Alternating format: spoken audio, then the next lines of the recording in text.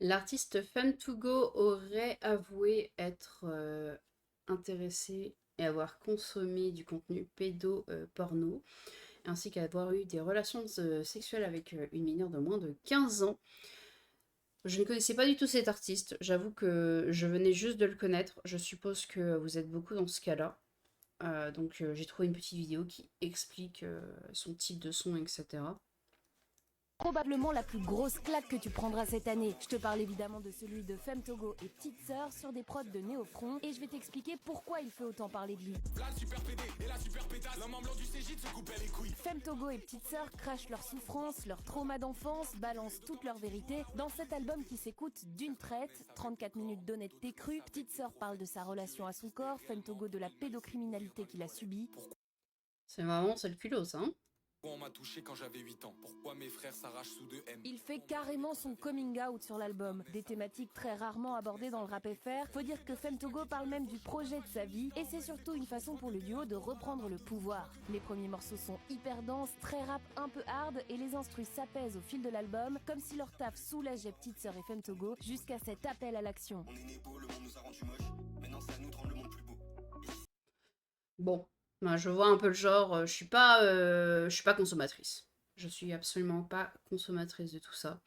Dans tous les cas, Petite Sœur et donc 5 autres personnes, donc Néophron, de ce que j'ai compris, ça fait partie de leur équipe. Tout ça, c'est leur équipe de prod, etc. Écrivent. Nous écrivons avec une douleur et une urgence que nous n'aurions jamais imaginé à avoir à mettre en mots. Femme2Go nous a communiqué avoir commis des actes d'une extrême gravité, consommation de contenu et relations sexuelles avec une mineure moins de 15 ans. Ces faits relevant de la 1O ont été attestés par Femme2Go lui-même. Nous les condamnons fermement. Nos pensées vont vers la victime ainsi que vers d'éventuels autres dont nous n'aurions pas connaissance. Si un jour elles ressentent le besoin de s'exprimer, nous nous porterons témoins de tout ce que nous venons d'apprendre, ainsi que la justice afin que la justice soit rendue. La consommation de contenu EO alimente un réseau mondial d'asservissement et de torture d'enfants incapables de se défendre. Vouloir assouvir sa domination sur un être vulnérable relève d'une lâcheté indescriptible. Un enfant ne peut pas consentir. C'est une violence délibérée exercée sur celui ou celle qui ne veut pas se défendre. C'est ce que nous combattons corps et âme depuis le premier jour. Son récent projet porte notamment sur la dénonciation des violences sexuelles faites aux enfants. Cependant, il a délibérément choisi de perpétuer la violence qu'il a lui-même subie, en pleine connaissance des conséquences pour les victimes. L'impact du projet aurait été tel que Femme2Go est devenu le représentant d'une cause qu'il n'aurait jamais dû avoir la légitimité de défendre.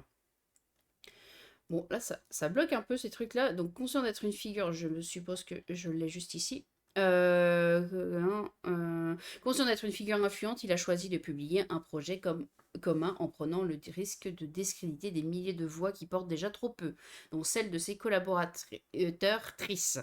Cette cause se doit continuellement défendue, et ce par des acteurs, actrices intègres. C'est pourquoi nous nous désolidarisons de Femme2Go. Petite sœur, Néofront, Soritan, Irko, ne travaillons plus avec lui. Quant à Scare Package, l'entité n'existe plus et n'existera plus jamais. Ce qu'il a fait va à l'encontre de tout ce que nous sommes et de tout ce que nous défendons. Nous invitons à chacune d'entre vous à faire le deuil des projets dans lesquels nous nous sommes investis à ses côtés. Nous découvrons avec effroi qu'une partie de cette cause n'a jamais été sincère. Ce que nous avons bâti avec dignité et engagement d'un côté était en réalité composé de vices et de malhonnêteté de l'autre. Courage à toutes les victimes de violences sexistes et sexuelles partout dans le monde. Il va de soi que nous n'appelons en aucun cas à des actions personnelles à l'encontre de la personne concernée. Ce communiqué a pour seul objectif d'exposer les faits qui nous ont été rapportés. Il n'atteste pas de l'ouverture d'une enquête judiciaire. Donc, on a ce communiqué qui a été lancé et qui, du coup, a fait un ramdam énorme. Je ne connaissais absolument pas le groupe, mais il a l'air d'être pas mal suivi. Et puis, ça reste une accusation très grave. Je dis accusation tout simplement parce que, étant donné qu'il n'a pas été rendu coupable, ça reste la présomption d'innocence. Ça reste un communiqué qui dit juste, ouais, il nous a parlé de ça et de ça. Je comprends totalement le groupe d'artistes qui a décidé de totalement fuir.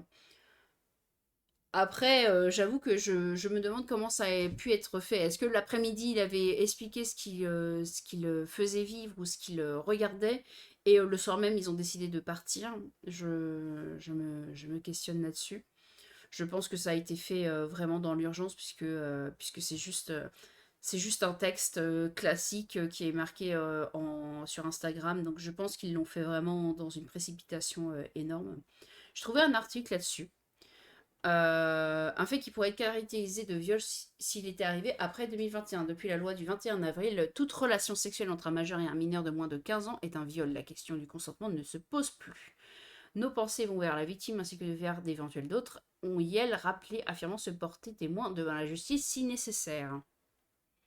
Fin de la collaboration avec le rappeur. Cette révélation fait l'effet d'un séisme pour cause dans Pretty Doll Corps, son récent disque réalisé avec la rappeuse Petite Sœur et le producteur Néofront. Fun2Go avait dénoncé les violences sexuelles qu'il avait subies étant enfant, portant sur le devant de la scène les voix trop rares des victimes de pédocriminalité. Donc ça, c'est ce qu'on vient de lire. Faire le deuil des projets réalisés, Petit Sœur Néofront ainsi que les membres du collectif SPK ont invité les auditeurs à faire le deuil des projets réalisés avec le rappeur. Nous découvrons avec effroi qu'une partie de ces causes n'a jamais été sincère. À suite de ce communiqué, de nombreux auditeurs ont exprimé leur déception et leur tristesse, même si certains ont salué la prise de parole des artistes concernant la dénonciation de ces VSS. Pour l'instant, Fem2Go n'a pas réagi officiellement, même s'il a supprimé ses réseaux sociaux. Ouais, ça aide pas ça. Nous ne savons pas si une enquête judiciaire a été ouverte. Alors je pense que non. Je pense que pour l'instant non. Donc on apprend qu'il est né le 31 janvier 2001. Donc il a 24 ans. Si je me trompe pas, 23 ou 24. Ah bah 25 ans. Waouh. Allez, vraiment merci Lilium. Femto commence sa carrière artistique sous le nom de Femto, en référence à l'antagoniste principal du manga Berserk, le Gun End représentant une divinité démoniaque au pouvoir surnaturel. Il est membre fondateur du collectif Scarpage SPK, aux côtés d'Irko, Yato et Amnesia. En mai 2022, il sort EPS Bravo 6, produit par Amné. Le 1er août 2022, il sort son titre Uncover sur SoundCloud où il déclare « Il n'y a plus de Femto, maintenant c'est Fem2Go » et officialise l'utilisation de sa nouvelle identité. Qu'est-ce qu'il a fait récemment ? En février 2025, il sort son 6e projet EP Franc-Tireur Partisan, titre qui fait référence aux francs-tireurs et partisans français, mouvement de résistance intérieure française, par la direction du Parti communiste français. Oh, génial. Le 27 mai 2025, il sort son 7e projet et dernier EP de toute la série Clubs Chapter en collaboration avec le beatmaker Willem et composé de 3 titres. Et le 10 octobre 2025, il sort l'album Pretty Doll Corps en collaboration avec Petite Sœur et Néofront. Et l'album est composé de 13 titres. Bon, en tout cas, il n'y a pas grand-chose. Il n'y a pas de photo de lui. C'est très difficile de trouver vraiment des articles qui parlaient de lui bien avant ça, à part cette vidéo. C'est la seule chose que j'ai vraiment trouvé des choses sur lui. On va voir du côté de Twitter, parce que bien sûr, Twitter a toujours des choses à dire, même quand c'est pour dire des conneries. Mais sur des sujets comme ça, des fois, on a un peu plus de... Ah, effectivement, un tatouage là, c'est dur. Je l'ai DM, c'est un bâtard en vrai. C'est le vrai Fanto. Rajoute le go, ta daronne la pouilleuse. T'es ça. Ok. C'est un hommage à rien. L'émotion est compréhensible autour de Fun2Go, mais évitons de simplifier, excuser, condamner ou justifier. La seule vraie réponse sera politique et sur les causes qui créent les conditions des dominations. Ouais, non, hein. Non, c'est ce qui peut marcher, c'est une action judiciaire en fait. Voir est-ce que c'est vrai ou c'est faux.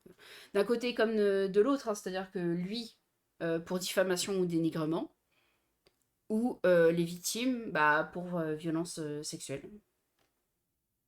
J'ai de la peine pour le môme et de la haine pour Fun2Go. J'aime pas Fun2Go, mais je suis d'accord sur le côté sociétal. Il doit aller en prison, mais il aurait jamais dû vivre ça enfant. C'est pas moins pire que ça reste la même chose qu'un pédocriminel. Mais il y a un côté de répercussion qui me fait un peu réfléchir. Seul tweet drôle dans l'affaire. Too Good To Go, c'est un pédophile. Mon Dieu. Note, la moitié de mes reposts TikTok, c'était Fun2Go. Et vas-y. Petite Sœur et Fun2Go ont sorti un des albums les plus écoutés et adoubés par la critique en 2025. Ouais, j'ai même pas écouté. Hein. Vraiment, je dois être trop vieille. Je dois être beaucoup trop vieille. Je dois être largement trop vieille. Album qui notamment parle de violences sexuelles pendant l'enfance. Les autres personnes faisaient partie de leur équipe. Pensez aux gamins qui sont actuellement dans la situation dans laquelle était Fun2Go plutôt que de penser à lui qui se prend sur ces mêmes gosses parce que c'était une victime. Mort au pédo, machin. Et meuf qui s'est fait tatouer Femme to Go. La maladie mentale pour se faire tatouer Femme to Go. Ouais, après, maladie mentale, il y a des tonnes et des tonnes de gens qui se font tatouer tout et n'importe quoi. Donc, il n'y a pas vraiment de maladie mentale. Hein. C'est comme la dépression. Il n'y a pas qu'un seul type de dépression, mais des dépressions. C'est exactement pareil ici. Qui vous dit qu'il se déteste, que c'est pas la volonté de... Il a violé un gamin et peut vous parler des conséquences désastreuses. Vous êtes le problème. Toutes les blagues sur Femme to Go sont gênantes. La vie a arrêté de lui donner du buzz. Son ancien entourage révèle qu'il a commis des actes machin. Donc ça, c'est ce qu'on a vu.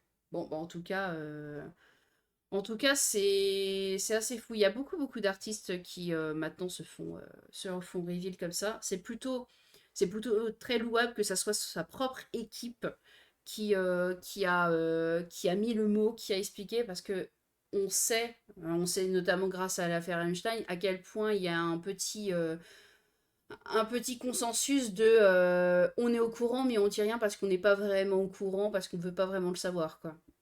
C'est assez fou. Bon, même si Einstein, il y a eu quand même beaucoup qui étaient très au courant et qui ont rien dit. Je trouve que c'est très louable que à l'heure d'aujourd'hui, maintenant, on commence à exprimer concrètement quand les personnes font des choses très incorrectes en le sachant. Voilà, c'était un sujet un petit peu lourd. Hein, j'ai commencé par Quentin, je finis par l'histoire avec Fun to Go. C'était une journée, ma foi, pas très rigolote. Mais je vous fais des gros bisous. Et j'espère que vous vous porterez bien. Faites toujours attention à vous. Et puis des bisous.